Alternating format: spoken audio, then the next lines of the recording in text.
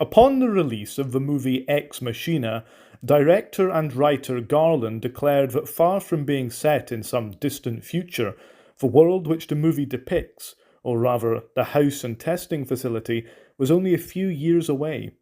Well, it's been 10 years now since it came out, and the question is, just how much of what was depicted has come to pass? First, let's recap exactly what happened in the film. In the film, a young programmer called Caleb, working for a large tech company, wins a contest to spend a week at the secluded home of the company's reclusive CEO.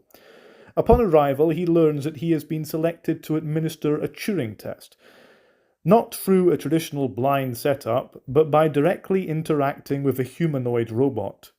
His task is to determine whether this artificial intelligence truly possesses consciousness and self-awareness, despite knowing it is a machine.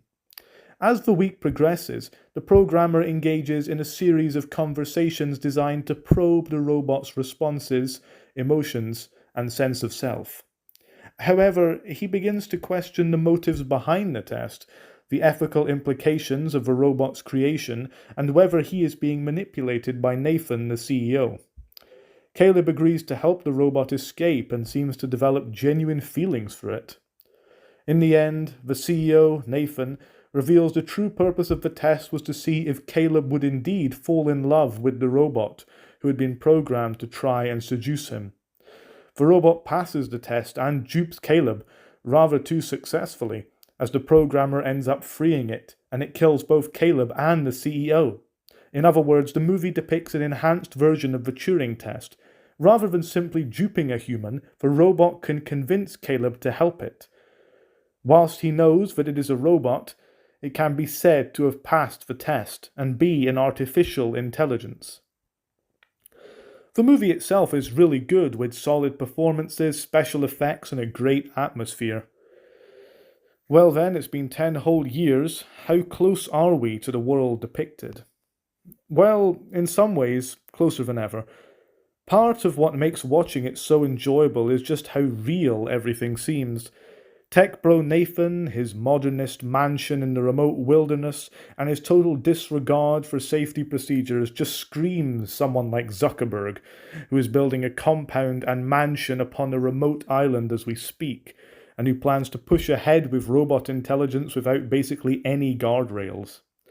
It's this eerie familiarity we have with the setting, with the characters, and with the general themes that make this movie so poignant. You can totally imagine conversations like these playing out right now.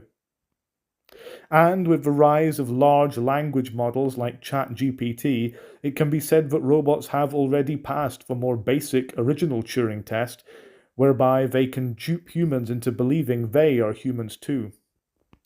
However, the area in which we haven't reached Ex Machina levels is in humanoid robots. Sure, there are the Tesla robots and Boston Dynamics, but they are still very clunky and definitely not fooling anyone.